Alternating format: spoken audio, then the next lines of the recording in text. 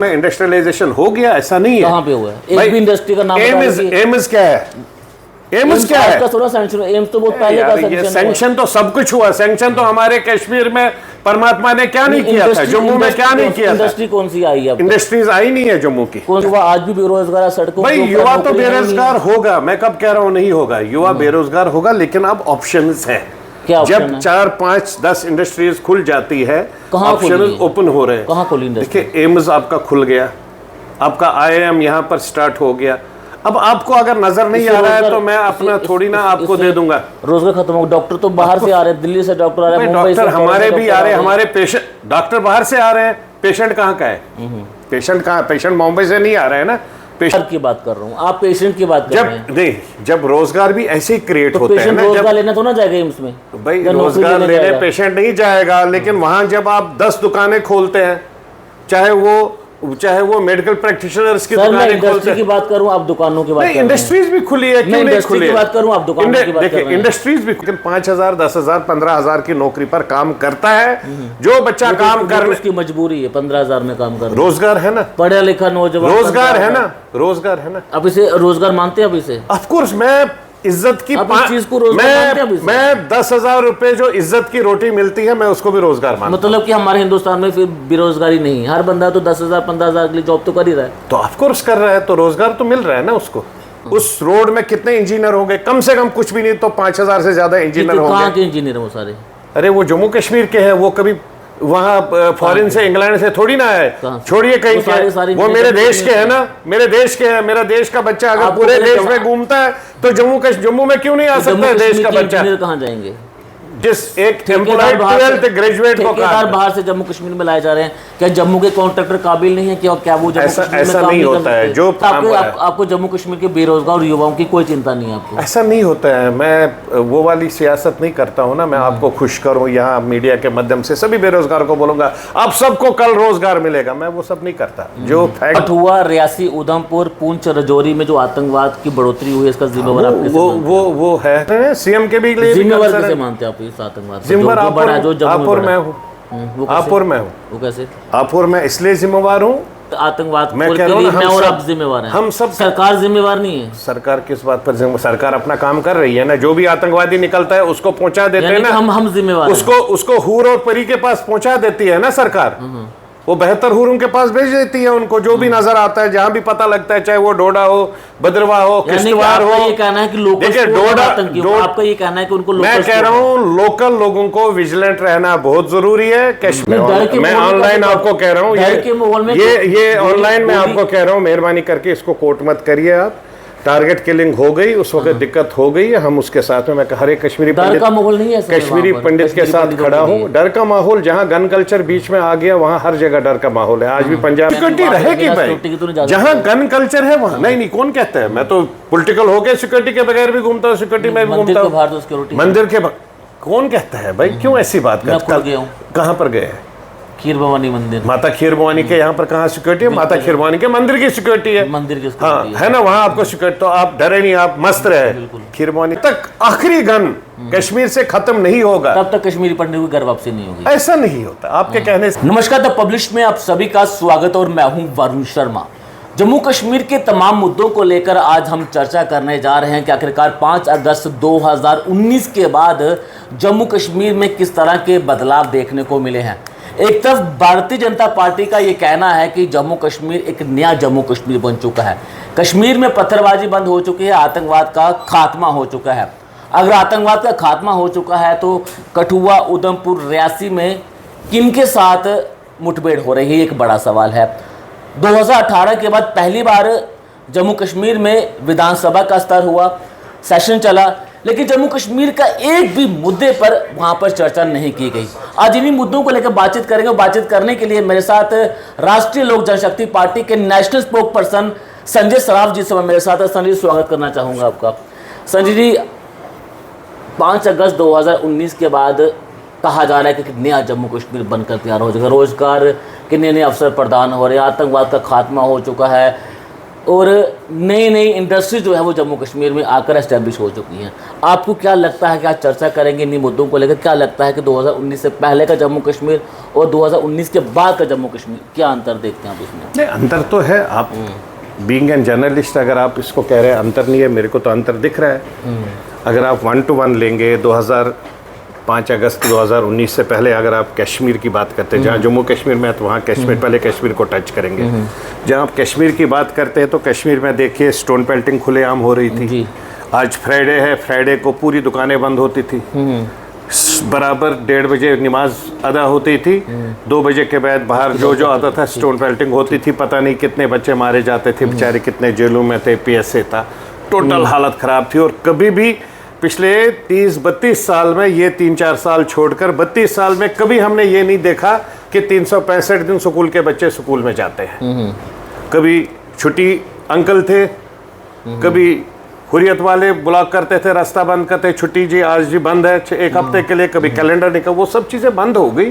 तो ये नज़रिया तो देखना पड़ेगा ना। इसके अलावा उसके बाद में दूसरी चीज़ है, टूरिज्म आ गया।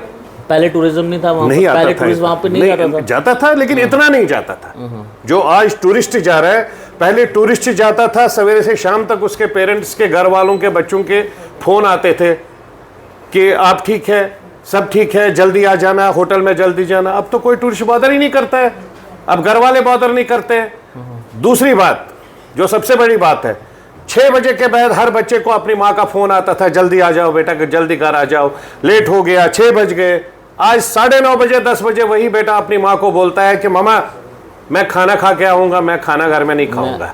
लाल चौक में घूम रहा हूँ, मैं लाल चौक में घूम रहा हूँ, मैं पूरे वैली में घूम रहा हूँ, मैं गांव में घूम रहा हूँ, मैं सिटी में घूम रहा हूँ, ऑप्शन अपने रोजगार के देख रहा हूँ। और टूरिज्म जितना बढ़ गया वहां पर, जब टूरिस्ट आता है तो ऑटोमेटिकली एक सिनेरियो चेंज हो जाता है। हम लोग हर एक चीज को बोले, देखिए हर एक चीज जितने गड्ढे पिछले 70 साल में कांग्रेस के भाई साहब लोगों ने भरे हैं पूरे देश में, इन पर्टिकुलर कश्मीर वैली में, एक कंसेप्ट क्रिएट किया था कश्मीर और कश्मीरी के दिमाग में कि भाई आप हिस्सा ही नहीं हो हमारा, आप हिस्सा ही नहीं हो, आप पार भी जा सकते हो, आप प्यार भी रख सकते हो। और कोई तीसरा बड़ा, 2 आपने गिना दिए, और कोई तीसरा बदलाव? तीसरा बदलाव तो देखिए जम्मू, तीसरा बदलाव जम्मू का अगर आप देखेंगे, जम्मू के डेवलपमेंट देखिए। तीसरा बदलाव मैं आपको मैं क्लियर करूं ना, पहले मेरे को क्लियर करने दीजिए, फिर मैं आपकी बात सुनूंगा। आप फ्लाईओवर्स की बात कर लीजिए। आज जम्मू में यहाँ पर काम तो 20 सालों से चल रहा है। अरे वो तो 50 साल से काम स्टार्ट होता था। आप शेव करके 19 के बाद की बात कर रहा हूं। आप जब फ्लाईओवर की तरफ देखते थे ना, फ्लाईओवर की तरफ जब आप देखते थे तब आप होते थे 5 साल के। उसके बाद जब आपकी शादी भी होती थी, आपके बच्चे भी होते, फ्लाईओवर फिर भी बनता रहता था। आज आप 5 साल के हैं तो 7-8 साल में फ्लाईओवर भी तैयार हो गया और आप ही गाड़ी लेकर अपने बच्चे के साथ में घूमते हैं। ये फर्क है। ठीक है। नंबर 2। नंबर 3, जम्मू में इंडस्ट्रियलाइजेशन हो गया, ऐसा नहीं है। कहां पे हुआ है? एक भी इंडस्ट्री का नाम एम्स क्या है? एम्स क्या है? एम्स तो बहुत पहले का सैंक्शन तो सब कुछ हुआ। सैंक्शन तो हमारे कश्मीर में परमात्मा ने क्या नहीं किया था, जम्मू में क्या नहीं किया था? इंडस्ट्री कौन सी आई है? इंडस्ट्रीज आई नहीं है जम्मू की। कौन सी इंडस्ट्री आई? आप जम्मू का ब्रेक इवन पॉइंट देखिए, आप जम्मू का परचेज पावर मार्केट का देखिए। नहीं, मैं इंडस्ट्री की बात करूं। आज तक कौन सी इंडस्ट्री आई है यहाँ पर? देखिए, जब तक मार्केट में पैसा आपके पास होगा तभी आपका परचेज पावर बढ़ेगा। जब परचेज पावर बढ़ेगा तो दैट मीन्स पैसा कहीं ना कहीं से आ रहा है। अब चोरी डकैती तो जम्मू का युवा आज भी बेरोजगार है सड़कों भाई, युवा तो बेरोजगार होगा, मैं कब कह रहा हूँ नहीं होगा, युवा बेरोजगार होगा, लेकिन अब ऑप्शंस है। जब 4, 5, 10 इंडस्ट्रीज खुल जाती है, ऑप्शन ओपन हो रहे हैं। कहाँ खुली? देखिए एम्स आपका खुल गया, आपका IIM यहाँ पर स्टार्ट हो गया। अब आपको अगर नजर नहीं आ रहा है तो मैं अपना थोड़ी ना आपको दे दूंगा। रोजगार खत्म हो, डॉक्टर तो बाहर से आ रहे हैं, दिल्ली से डॉक्टर आ रहे हैं, डॉक्टर हमारे भी आ रहे हैं, हमारे पेशेंट डॉक्टर बाहर से आ रहे हैं। पेशेंट कहाँ का है? पेशेंट कहाँ? पेशेंट मुंबई से नहीं आ रहा है ना, पेशेंट दिल्ली से नहीं आ रहा है। पेशेंट तो मेरे जम्मू कश्मीर का ही है, जिसको फैसिलिटी मिल रही है, जो बेचारा दिल्ली के एम्स में भटक रहा था, दिल्ली के बड़े अस्पतालों में भटक रहे थे। मैं रोजगार की बात कर रहा हूँ, आप पेशेंट की बात कर रहे हैं। नहीं, जब रोजगार भी ऐसे ही क्रिएट होता है ना, रोजगार लेना तो ना जाएगा एम्स में। भाई रोजगार लेने पेशेंट नहीं जाएगा, लेकिन वहां जब आप 10 दुकानें खोलते हैं, चाहे वो मेडिकल प्रैक्टिशनर्स की दुकानें खोलते हैं। की बात करूं, आप दुकानों की बात कर रहे हैं। इंडस्ट्रीज भी खुली है, क्यों नहीं खुली है? बात करूं, आप दुकानों की बात कर रहे हैं। इंडस्ट्रीज भी खुली है ना, क्यों नहीं खुली है? कहाँ? यहाँ एक इंडस्ट्री का नाम बता दीजिए। देखिए कारपेट इंडस्ट्रीज यहाँ पर खुली है, जबकि जम्मू में कभी कारपेट इंडस्ट्रीज, मसाला फैक्ट्रीज आप देख लीजिए, उधमपुर में भी इंडस्ट्रियलाइजेशन होगी, आपका सांबा पूरा भरा पड़ा है इंडस्ट्रियल। अब आपको नजर नहीं आ रहा है, उसमें मैं क्या करूंगा भाई? आप एक सेकंड, सांबा में आज मेरे को कहीं पर भी एक कनाल दो कनाल फैक्ट्री तो बहुत सालों से चल रही है जम्मू कश्मीर में। चल रही है। हम कब कह रहे हैं कि पहले कुछ नहीं चल रहा था? पहले चल रहा था। अगर पहले 60% चल रहा था, अब 80-90% हो गया, और 4 साल 5 साल काम होगा तो 100% हो जाएगा। कभी भी बेरोजगारी कहीं पर भी किसी भी कंट्री में इतनी जल्दी खत्म नहीं होगी, क्योंकि अगर हमारे 10,000 बच्चों को रोजगार मिलता है तो पीछे से 20,000 बच्चे 25-30 साल हमें इंतजार करना पड़ेगा। ऐसा नहीं होता है, ये रोटेशन में चलता है। हो चुकी है भाई 19 के बाद। जो बच्चा अगर अपने घर में रह के ही घर में ही देखेगा रोजगार, जिस बच्चे को काम करना है, हर एक बच्चा काम करता है।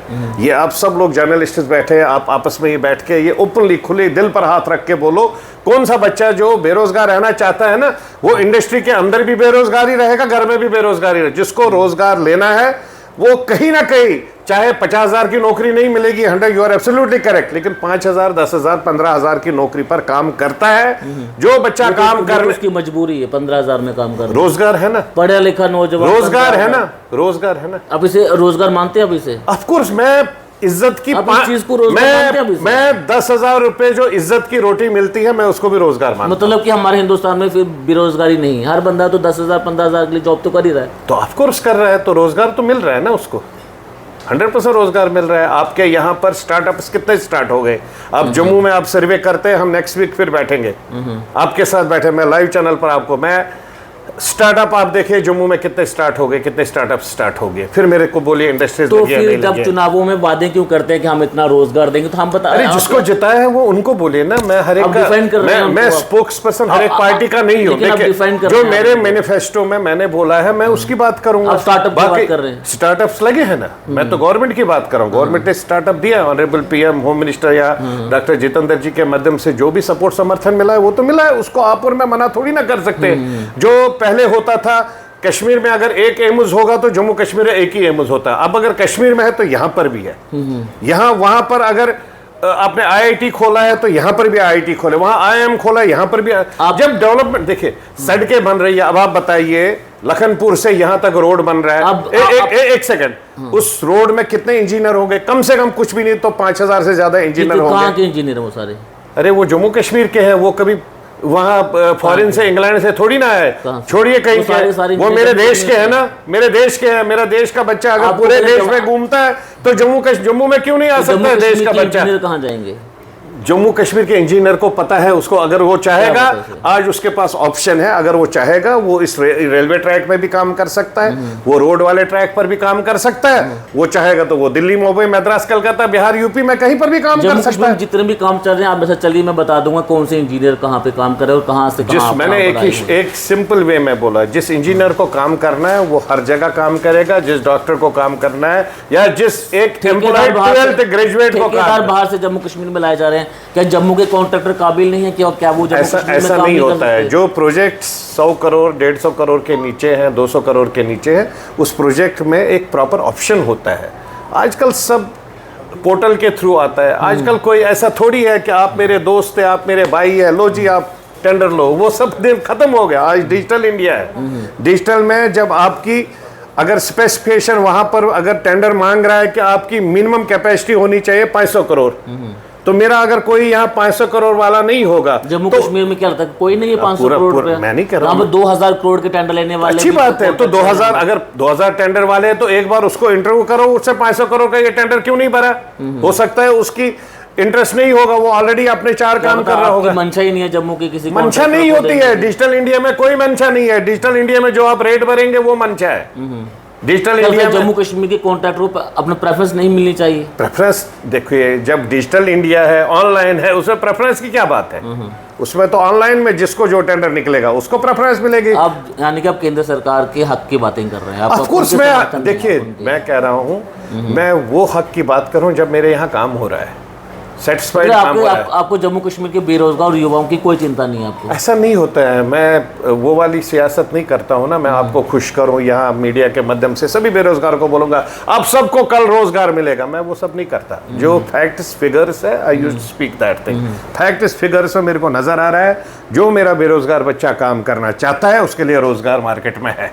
जो कठुआ, रियासी, उधमपुर, पुंछ, राजौरी में जो आतंकवाद की बढ़ोतरी हुई है, इसका जिम्मेवार आप कैसे मानते हैं? वो है कंसर्न हर एक के लिए, हमारे लिए भी कंसर्न है, वो पूरे गवर्नमेंट के लिए, सेंट्रल गवर्नमेंट के लिए भी कंसर्न है, वो एलजी साहब के लिए भी कंसर्न है, सीएम के भी लिए भी जिम्मेवार कंसर्न कैसे है। मानते हैं आप इस आतंकवाद को? जिम्मेवार जो बड़ा, जो जम्मू आप और में मैं बड़ा हूँ, वो कैसे? आप और मैं हूँ, वो कैसे? आप और मैं इसलिए जिम्मेवार हूँ, उस एरिया के लोग, अगर वहाँ पर कोई भी दाएं बाएं कोई भी तीसरा आदमी आता है, वो उनकी रिस्पॉन्सिबिलिटी है कि वो कहाँ से आ रहा है, वो कैसे आ रहा है। हम लोगों ने वहाँ पर हर एक के हाथ में बंदूक भी दी है, अगर आपको आपके नज़र में होगा, किश्तवाड़ में, रामबंद में, कठुआ में, डोडा में, हमने सबको दिया है। मैं नहीं कहता हूँ कि वो 100% जिम्मेदार, लेकिन आपको लगता है कि वो हथियार आतंकवादियों के लिए काफ़ी हैं? वो हथियार देखिए, जो हथियार दिए गए हैं उनको, एक हो गया हथियार उठाना, हथियार से गोली चलाना, दूसरा हो गया हथियार से अपने आप को सेव करना और आगे वाला आतंकवादी बढ़ते हुए आतंकवाद मैं के कह रहा हूँ लिए ना, मैं और आप जिम्मेवार हैं। हम सब सरकार जिम्मेवार नहीं है। सरकार किस बात पर सरकार अपना काम कर रही है ना, जो भी आतंकवादी निकलता है उसको पहुंचा देते हैं यानी ना, कि हम जिम्मेवार हैं। उसको हूर और परी के पास पहुंचा देती है ना सरकार, वो बेहतर हूरों के पास भेज देती है उनको, जो भी नजर आता है, जहां भी पता लगता है, चाहे वो डोडा हो, भद्रवा हो, किश्तवाड़ हो। ये कहना है कि देखिए आपका ये कहना है कि उनको मैं कह रहा हूँ लोकल लोगों को विजिलेंट रहना बहुत जरूरी है। कश्मीर में जब लोकल लोग विजिलेंट होना स्टार्ट हो गए, आतंकवाद कम हो गया।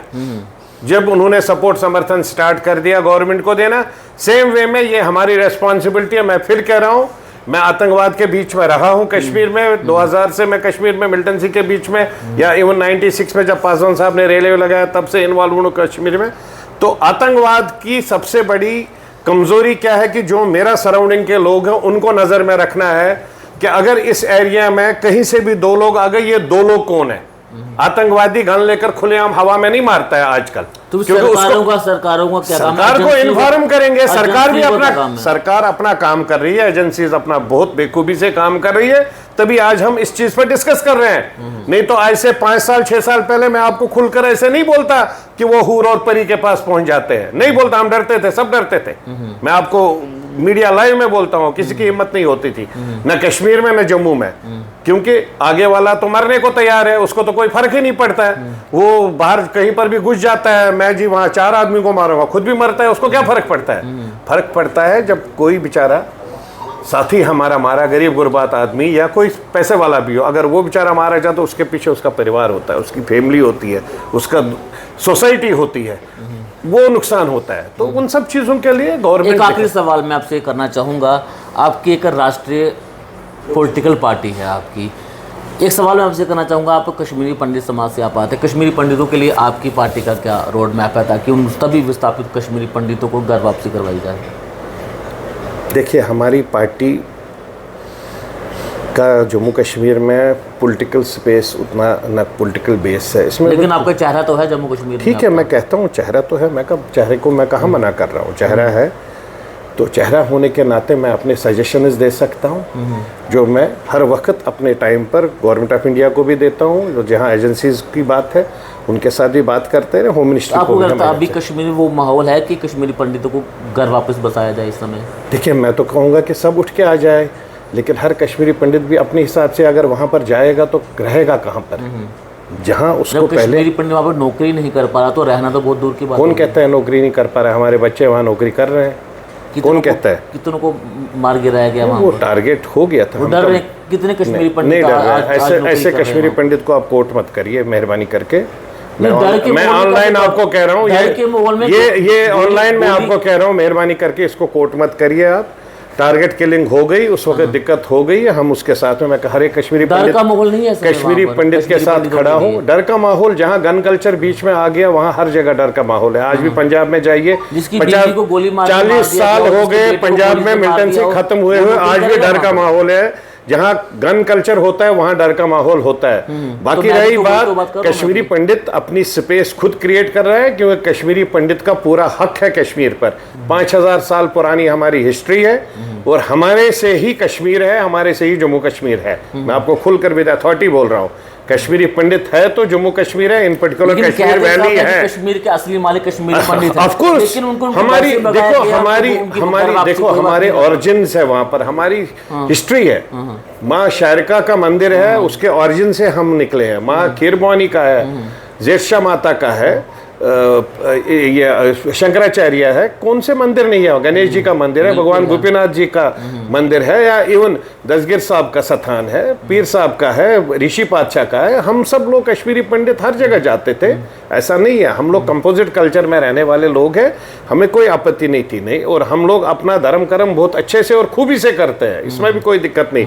मैंने कश्मीर में दशहरा स्टार्ट किया 2004 में, जब कश्मीरी पंडित हिम्मत ही नहीं करता था कश्मीर के बारे में सोचना। मैंने अब देखिए दशहरा स्टार्ट किया, पार्टी को सपोर्ट कर जन्म अष्टमी स्टार्ट की मैंने, दशहरा मैंने 2004-05 में किया।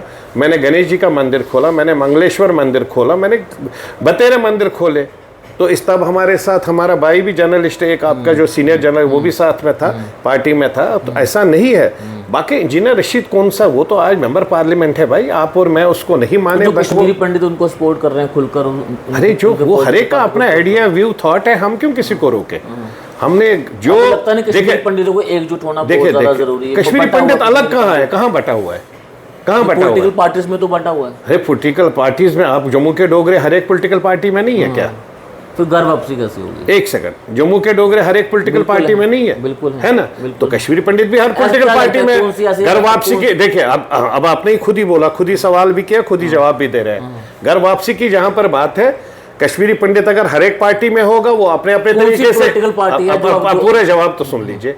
अब फिर हर एक लीडर को अपने अपने तरीके से तैयार करेगा, और उनकी लीडर की रिस्पॉन्सिबिलिटी होगी कि वो कश्मीरी पंडित की बात, क्योंकि कश्मीरी पंडित का, ऑनलाइन बोल रहा हूं, कश्मीरी पंडित का कश्मीरी मुसलमान दुश्मन नहीं है। अगर है दुश्मन तो वो पॉलिटिकल लीडर है। जब पॉलिटिकल लीडर बोलेगा मेरे को कश्मीरी पंडित कश्मीर में चाहिए, कोई भी कश्मीरी मुस्लिम कश्मीरी पंडित के खिलाफ में नहीं है। मेजॉरिटी कम्युनिटी चाहती है कश्मीरी पंडित आ जाए, लेकिन विल और विश एक पॉलिटिकल लीडर की जरूरत है, क्योंकि पॉलिटिकल लीडर का 370 गुमा है, पॉलिटिकल लीडर का 35 गुमा है, उसका एजेंडा है, वो पॉलिटिकल एजेंडा है। पॉलिटिकल लीडर का 10 चीजें गुमी है। जो कॉमन मैन है उस बेचारे को रोजी रोटी चाहिए, पेट में इज्जत से चाहिए। सिविल सोसाइटी में वो सवेरे निकले, अपना पूजा पाठ करे, नमाज अदा करे, अपने घर में अपने परिवार को देखे। कॉमन कश्मीरी ये है। हिंदू है अपने मंदिर में दीबल में जाएगा, पूजा पाठ करके आएगा। मुस्लिम है अपने मस्जिद में जाएगा, नमाज अदा करके आएगा। सरदार भाई है गुरुद्वारा जाएगा, ग्रंथ साहब पाठ करके अरदास करके आ जाएगा। क्रिश्चियन तो है नहीं, बहुत कम है आजकल, वो बहुत कुछ बन रहे हैं पैसा लेके। लेकिन मेन चीज ये जो 3 कौम है हमारी, हिंदू मुस्लिम और सिख, हम सब लोग एक परिवार की तरह कश्मीरी है, कश्मीरी एक परिवार की तरह रहते हैं। तो इसलिए इसको मेहरबानी करके ये मिसकोट ना करें कि जो आप कहते हैं कि वो डर रहे हैं। ऑफ कोर्स डरता, गन कल्चर के सामने कौन नहीं डरेगा? डोडा, भद्रवा, किश्तवाड़, यासी में जो अभी किलिंग हो गई, आपको क्या लगा वो लोग नहीं डर रहे हैं? तो इसका मतलब वो उस एरिया में नहीं रहते हैं? रहते हैं ना, बिल्कुल रहते हैं। तो इसलिए हमें भी कश्मीरी पंडित को भी एक conducive atmosphere, government of India का ब्रेन चल रहा है। ऑनरेबल होम मिनिस्टर साहब इस पर बहुत अच्छा काम कर रहे हैं, पीएम साहब काम रहे हैं, डॉक्टर साहब काम कर रहे हैं, सब लोग मिल बांट कर काम कर रहे हैं। और अच्छे से ये काम करने के बाद हमारी वापसी रेस्पेक्टेबल वे में होगी। गवर्नमेंट हर वक्त चाहती है। एक टाइम था जब हिम्मत नहीं होती थी कि कश्मीर में क्या हो रहा है। आज अभी विंटर स्टार्ट होगा या सॉरी समर स्टार्ट हो जाएगा।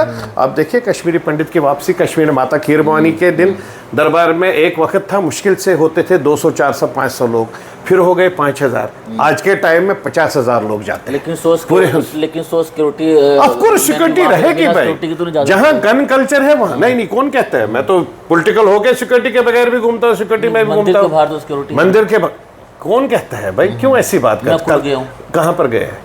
खीर भवानी मंदिर, माता खीर भवानी के यहाँ पर कहाँ सिक्योरिटी है? माता खीर भवानी के मंदिर की सिक्योरिटी है, मंदिर की है ना, वहाँ आपको सिक्योरिटी। तो आप डरे नहीं, आप मस्त रहे। खीर भवानी से लेकर जब तक घर में आ गए, श्रीनगर में जहाँ भी रहते थे, कितने सिक्योरिटी वाले थे? क्यों ऐसी बात करते हो यार? आप सीनियर जर्नलिस्ट हो, आप ऐसे तो मत बोलो। आपको, आप अगर ये एक कंसेप्ट डालेंगे तो सिक्योरिटी रहेगी भाई। जब तक आखिरी गन कश्मीर से खत्म नहीं होगा तब तक कश्मीरी पंडित की घर वापसी नहीं होगी। ऐसा नहीं होता, आपके कहने से नहीं होगा। कश्मीरी पंडित की वापसी होगी, इज्जत से होगी, रेस्पेक्टेबल में होगी। गन कल्चर में होगी। अभी गन कल्चर बहुत खत्म हो गया है, बहुत कम गन कल्चर है। अब कश्मीरी पंडित भी वापस आएगा, तो मैं चाहूंगा गवर्नमेंट ऑफ इंडिया कश्मीरी पंडित की वापसी करे। और प्रॉपर वे में वापसी करे, इज्जत आबरू से वापसी करे, कंडीसिव एटमॉस्फेयर तैयार कर रही है और साथ में उनको सिक्योरिटी के लिए भी अपना प्रोसेस दे दे। सिक्योरिटी के लिए तो सिक्योरिटी रखती है वहाँ, इनको भी लाइसेंसिंग एक एम्यूनिशन साथ में दे दे, जो कश्मीरी पंडित चाहता है और चाहेगा और करेगा, अपनी सेफ्टी सिक्योरिटी भी और अपने साथ में सोसाइटी की भी सेफ्टी सिक्योरिटी। बहुत बहुत शुक्रिया सनी साहब से बातचीत करने के लिए। जम्मू कश्मीर के तमाम मुद्दे तो हम टच नहीं कर पाए, लेकिन जो मुख्यतः मुद्दे थे आज उनको लेकर हमने जरूर चर्चा की है। तो इस पूरे इंटरव्यू को लेकर आपकी अपनी क्या राय है, कमेंट बॉक्स में अपनी राय को जरूर रखिएगा। धन्यवाद।